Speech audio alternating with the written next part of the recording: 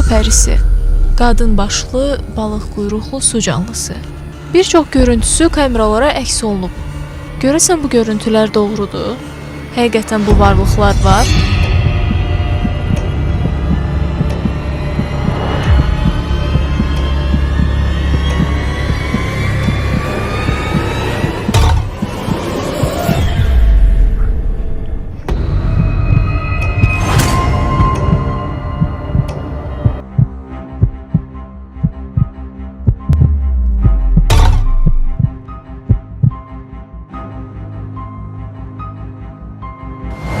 Tarixə nəzər salsaq, adları və rəsmləri çəkilmişdi.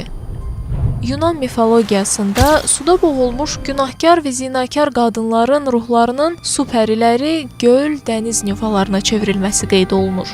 Çünki o vaxtlar ölüləri bastırmır, çaya, dənizə buraxırdılar. Dini mənbələrə görə su pəriləri iblislə birgə yer üzünə qovulmuş mələklərdir ki, cənnətdən dənizlərə, göllərə düşmüşlər. Ona görə də su canlıları insan nəslinə qarşı çıxır, hər an ona ziyan vurmağa çalışır. Bilinən ilk su pərisi rəvayəti eramızdan əvvəl 1000-ci ildə Assurlara aiddir.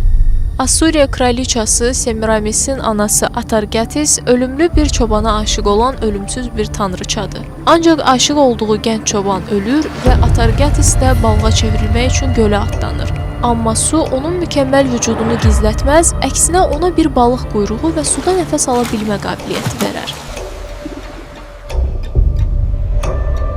Rəvayətə görə Böyük İskəndərin bacısı Tessaloniki öldükdən sonra su pərisinə çevrilmişdi.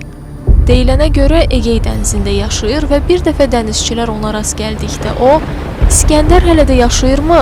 Sualını veribmiş. Dənizçilər də, bəli, hələ də yaşayır deyiblərmiş. Əgər başqa cavab versəydilər, gəmini batırıb onların ölümünə səbəb ola bilərdi.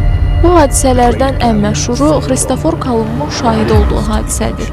Heyət 1493-cü ildə Haiti yaxınlığında su pəriləri gördüklərini açıqladılar.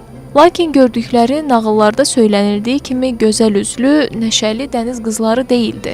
Hətta qızdan daha çox kişini xatırladırdı. Onlar qonaqpərvərliklə insanları suyun altındakı krallığa aparanda başa düşmürlər ki, insan suyun altında nəfəs ala bilməz. Su pərilərinə baxış açısı Rus və İngilis folklorunda biraz fərqlidir. Onların su pəriləri adalarda, dənizdə deyil, bataqlıqda peyda olur və heç də xoşniyyətli deyil. Bir mənalı şəkildə özünə qurban seçmək məqsədi ilə ova çıxır. Onların ovu çox vaxt sadə Slavyan çobanı olur. Bu çobanlar çirkli bataqlıqdan çıxan gözəl su pərisini, yarıçılpaq qadını görəndə təbii olaraq özünə nəzarəti itirir və artıq çoban bataqlıqda çabalayır. Slavyan su pəriləri rəqsi, musiqini çox sevir. Onlar gür səslə oxuyub ətrafdakiləri başlarına yığmağı xoşlayır. Rəvayətə görə su pəriləri ildə bir dəfə bir həftəlik bayram təşkil edirlər. Həmin vaxt onlara rast gəlməmisənsə, demək bəxtin gətirib. İngilislərdə isə onlar uğursuzluqların xəbərçisi olaraq tanınırlar. Şərq folklorunda su pərilərini anlamaq çətin məsələdir. Onlara adətən iri dənizlərdə, sıldırım qayaların altındakı dəryalarda rast gəlmək olar. Onların işi iri gəmilərə hücum etmək, dənizçiləri başdan çıxarmaq, gəmini batırmaq, bir sözlə fəlakət yaratmaqdır.